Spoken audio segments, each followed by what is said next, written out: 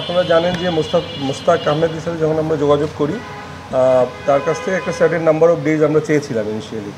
So at that point ওটা সম্ভব ছিল না ওনার পক্ষে because of his few previous commitments. For example যেটা আপনারা এখন দেখছেন যে ইংল্যান্ড অ্যান্ড ক্রিকেট বোর্ডের সাথে আছে এবং আরও কিছু ওনার কমিটমেন্ট আছে। সো তখন আমরা যেটা করি যে আমরা অ্যাটলিস্ট T20 ওয়ার্ল্ড কাপকে কনসিডার করে ওই পর্যন্ত তার সাথে আমরা চুক্তি করি এবং তার সাথে আমাদের যোগাযোগ হচ্ছে এবং আজকেও কথা হয়েছে। ওনার ডিসেম্বর পর্যন্ত কিছু প্রি অকুপাইড কিছু কমিটমেন্ট আছে।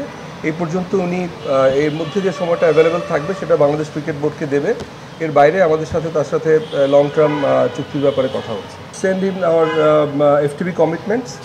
উনি এগুলো দেখছেন, দেখে যত তাড়াতাড়ি সম্ভব আমাদের জানাবেন। We have also requested for Pakistan.